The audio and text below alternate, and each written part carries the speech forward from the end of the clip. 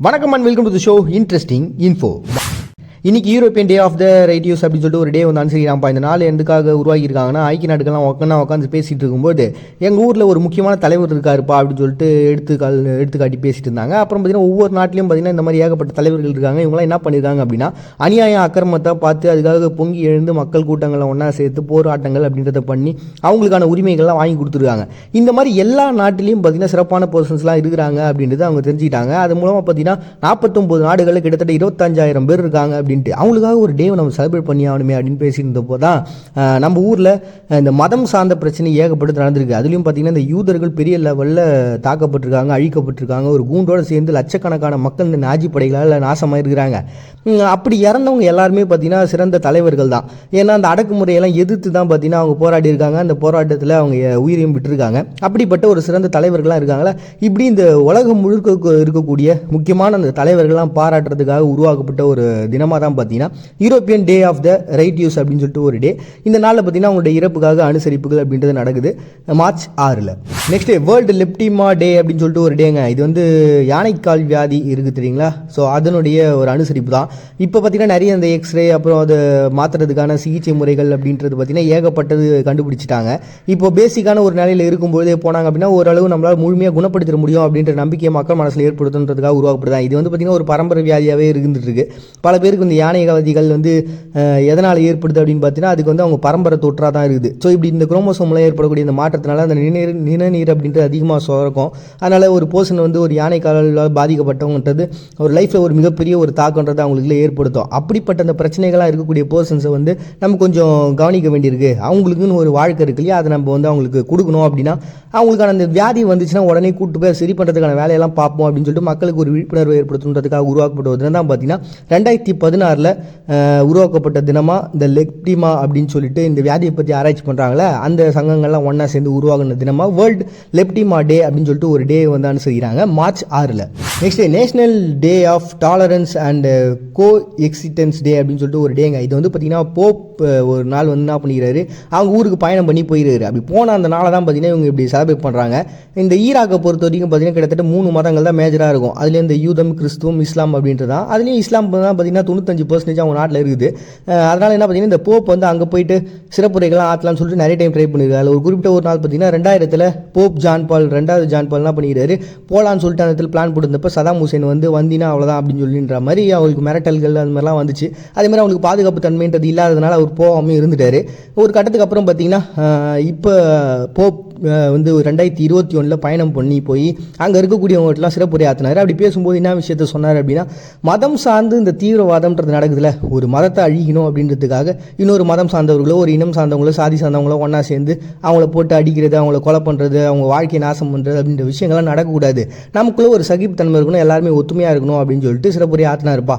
So இந்த நாளை வந்து நினைவு கூர்ந்து அவங்களோட சந்திப்பை சொல்லணுன்றதுக்காக உருவாக்கப்படுவது தான் பார்த்தீங்கன்னா ஈராக்கில் national day of tolerance and coexistence day அப்படின்னு சொல்லிட்டு செலிப்ரேட் பண்ணுறாங்க மார்ச் 6. நெக்ஸ்ட் ஃபவுண்டேஷன் டே அப்படின்னு சொல்லிட்டு நாட்ஃபோக் தீவு வந்து ஒரு டே வந்து செலிப்ரேட் பண்ணுறாங்க. இந்த தீவு வந்து இப்போதைக்கு ஆஸ்திரேலியாவோட கண்ட்ரோலில் இருக்கிற மாதிரி தான் இருக்குது. ஏன்னா காமன்வெல்த்தினுடைய ஒரு பிளேஸ் அதை வந்து அங்கீகரிச்சிட்டாங்க. அதுக்கு தனி சுயாட்சிலாம் கொடுத்துறாங்க. பட் இருந்தாலும் இது வந்து இதுக்கு முன்னாடி ஐக்கிய ராஜ்யம் இருந்த சமயத்தில் ஆஸ்திரேலியா, நியூசிலாந்து, கலிடோ அப்படின்னு சொல்லிட்டு 3 விதமான பிளேஸ்கள் ஒன்றா சேர்ந்த இந்த பகுதியை வந்து உரிமை கொண்டாடிட்டே இருந்தாங்க. அதுக்கப்புறம் ஐக்கிய ராஜ்யத்திலிருந்து இவங்களுக்கு சுதந்திரம் கிடைச்சது. பட் ஆனால் அதுக்கு முன்னாடி பார்த்தீங்கன்னா 1774 கேப்டன் பால் ஜேம்ஸ் அப்படின்ற ஒரு பர்சன் இந்த பகுதிக்கு முறையாக வந்தார். அப்போ இங்கே இருக்கக்கூடிய பழங்கள்லாம் பார்த்தீங்கன்னா நம்ம ஒரு குடியேற்றத்தை அமைச்சிக்கலாம்னு சொல்லிட்டு அவர் அமைச்சிட்டு போயிட்டார். அதுக்கப்புறம் பார்த்தீங்கன்னா 18ஆம் நூற்றாண்டில் இந்த இடத்தோடைய பேரை கேட்டாலே உலகமே அதிரும். காரணம் என்ன பார்த்தீங்கன்னா இது வந்து ஒரு கொடுமைப்படுத்தக்கூடிய ஒரு தீவாக வந்து மாற்றிட்டாங்க. இப்போ எந்த ஊர்லேயே எதனா பிரச்சனை பண்ணுறாங்க, அடிமைகள் ஓவராக எடுத்து பேசுகிறாங்க அப்படின்னா உடனே அவங்களை இங்கே கூட்டு வந்து அவங்களை கொடுமைப்படுத்துறது அப்படின்றது ஒரு வழக்கமாக வச்சிருந்தாங்க 1825 1855 கிடைப்பட்ட காலகட்டத்தில். அதுக்கப்புறம் பார்த்தீங்கன்னா செகண்ட் வேர்ல்டு வார் வருது, இந்த மாதிரி பிரச்சனைகள்லாம் வந்தது. அப்புறம் சுதந்திரங்கள் கிடச்சிச்சு. அப்புறம் அந்த ஆஸ்திரேலியாவோட கண்ட்ரோலுக்கு அவங்க வந்தாங்க.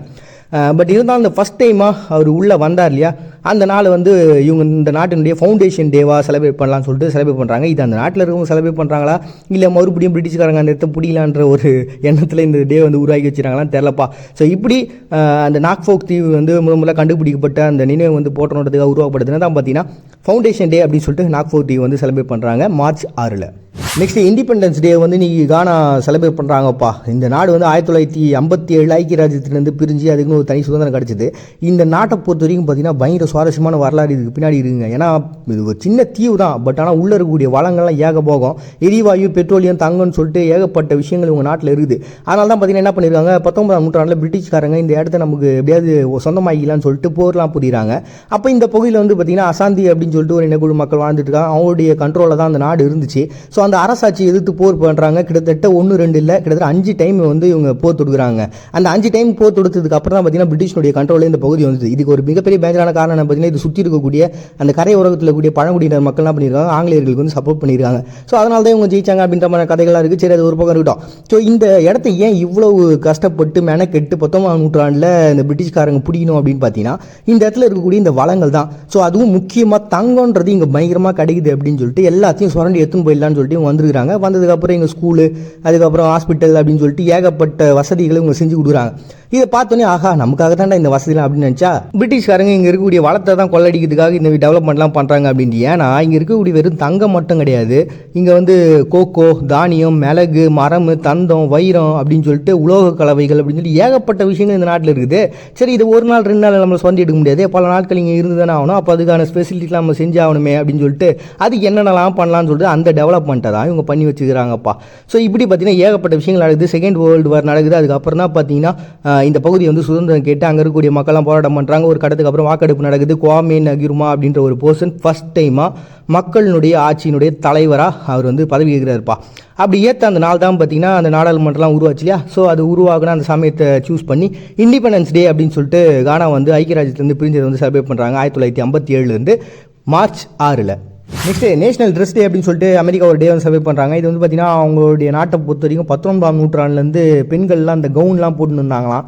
ஸோ அப்போ ஒரு பெரிய லெவலில் ட்ரெஸ்ஸுக்குன்னு ஒரு முக்கியத்துவம்ன்றது இல்லாமல் இருந்ததில்ல. அதை தொடர்ந்து பார்த்தீங்கன்னா 16ஆம் நூற்றாண்டில் தான் நிறைய வெரைட்டியான ட்ரெஸ்ஸஸ்லாம் உருவாச்சு. இப்போ 19ஆம் நூற்றாண்டில் பார்த்தீங்கன்னா 2 பீசஸ் அது இதுன்னு சொல்லிட்டு கவர்ச்சிகரமான உடைகள்லேருந்து குடும்பத்தனமான உடைகள்லேருந்து மாடலிங் அப்படின்னு சொல்லிட்டு ஏகப்பட்ட வெரைட்டியில் ஒவ்வொன்றுத்துக்கும் ஒரு வகையில் வந்து ட்ரெஸ்ஸை வந்து ரெடி பண்ண ஆரம்பிச்சிட்டாங்கப்பா. இப்படி இந்த ட்ரெஸ்ஸை வந்து பார்த்தீங்கன்னா இன்றைக்கி எதுக்காக சூஸ் பண்ணிக்கிறாங்கன்னா ஆஸ்லே அப்படின்னு சொல்லிட்டு நிறுவனம் தான் பார்த்தீங்கன்னா இந்த டே வந்து உருவாகிறாங்க 2016. எதுக்காகனா இன்றைக்கி ஒரு நாள் எல்லோரும் ஷாப்பிங் போங்க, பொண்ணுங்களாம் அவங்களுக்கு பிடிச்ச மாதிரி ட்ரெஸ்ஸை வாங்கி போடுங்கப்பா அப்படின்னு சொல்லிட்டு இந்த ட்ரெஸ்ஸு ஷாப்பிங் பண்ணுறது ஒரு நாளை வச்சுக்கிறாங்க. இவங்க நாளுன்னு ஒன்று இல்லாமையே வந்து பயங்கரமாக ஷாப்பிங் பண்ணுவாங்க. இப்போ இந்த டேன்னு வேறு ஒன்று செலிப்ரேட் பண்ணி விட்டாங்களா. ஸோ அமெரிக்காவில் இருக்கக்கூடிய பெண்களுக்குலாம் நீங்கள் பயங்கர ஜாலியாக இருக்கும். அப்படி அந்த புது ட்ரெஸ் எல்லாம் போட்டு அவங்களுடைய ஆசைப்படியான ட்ரெஸ் எல்லாம் போடக்கூடிய ஒரு நாளை தான் பார்த்து நேஷனல் ட்ரெஸ் டே அப்படின்னு சொல்லிட்டு செலிப்ரேட் பண்ணுறாங்க 2016 அமெரிக்கா மார்ச் 6. நெக்ஸ்ட்டு டியூடிசம் டே அப்படின்னு சொல்லிட்டு ஒரு டேங்க. இதுக்கு பின்னாடி இருக்கக்கூடிய வரலாறு செம்மையாக இருக்குது. காரணம் என்ன பார்த்தீங்கன்னா சர்ச் ஆஃப் தி லேட்டர் டியூடிசம் அப்படின்னு சொல்லிட்டு ஒரு படம் 1998 அமெரிக்காவில் ரிலீஸ் ஆச்சு. அது இந்த வட அமெரிக்காவில் ரிலீஸ் ஆச்சு. அப்போ பார்த்தீங்கன்னா பயங்கர ஃபேமஸாக இந்த படத்தினுடைய கேரக்டர்ஸ்லாம் பேசப்பட்டுச்சு. ஏன்னா இவங்க என்ன பண்ணுவாங்க அப்படின்னா எதை பற்றியுமே கண்டுக்காமல் லைஃப்பில் நடக்கக்கூடிய பிரச்சனைலாம் ஒரு பெரிய விஷயமாகவே எடுத்துக்காமல் செம்ம ஜாலியாக ஊரை வந்து சரகச்சின்னு தம்மச்சின்னு அப்படியே சுற்றினே வந்துன்னு இருப்பாங்க. ஸோ இப்படிப்பட்ட ஒரு கேரக்டர் வந்து நல்ல கேரக்டராக அந்த படத்தில் வந்து சித்தரிச்சிருந்தாங்க. ஸோ இதை பார்த்த மக்கள்லாம் பார்த்தீங்கன்னா அதை அப்படியே ஃபாலோ பண்ண ஆரம்பிச்சிட்டாங்க. இவங்க யாருன்னு பார்த்தீங்கன்னா இந்த ஹிப்பிகள்னு சொல்லிட்டு ஒரு சில 18ஆம் நூற்றாண்டுலாம் வருவாங்கன்னு நினைக்கிறேன். அவங்களாம் பார்த்தீங்கன்னா இப்படி தான் ஆரம்ப காலகட்டத்தில் என்ன பண்ணுவாங்கன்னா எல்லாம் ஒரு போதையை போட்டு ஊராக சுற்றுறது, எங்கே அவங்களுக்கும் ஒரு தனி இடம்லாம் இருக்காது, ஜாலியாக சுற்றின்னு இருப்பாங்க. ஸோ அப்படிப்பட்ட ஒரு கேங்குன்றது உருவானாங்க. அந்த மாதிரி இப்போ இந்த ரீசெண்டாக டியூடிசம் அப்படின்னு சொல்லிட்டு ஒரு கேங் வந்து உருவாகிருக்காங்க அப்படின்னு சொல்லிட்டு அவங்களுக்காக ஒரு டே உருவாகலாம்னு சொல்லிட்டு உருவாக்கப்பட்ட ஒரு தினம் தான் பார்த்தீங்கன்னா டியூடிசம் டே அப்படின்னு சொல்லிட்டு ஒரு டே வந்து செலிப்ரேட் பண்ணுறாங்க மார்ச் 6. நம்ம அத்தனையும் இழந்து நிற்கும்போது தான் நம்மளுடைய முழுமையான வலிமை என்ன அப்படின்றதே நமக்கு புரியாத வரைக்கும் நம்ம கொஞ்சம் பொறுத்து தான் ஆகணும். மறுபடியும் எல்லாரும் நாளைக்கு வந்து சந்திக்கிறது உங்கள்கிட்ட நுடிப்பிருது. நான் உங்கள் பண்டிகை நீங்கள் பார்த்துட்டு இருக்கீங்க. இந்த நிகழ்ச்சி இன்ட்ரெஸ்டிங் இன்ஃபோ.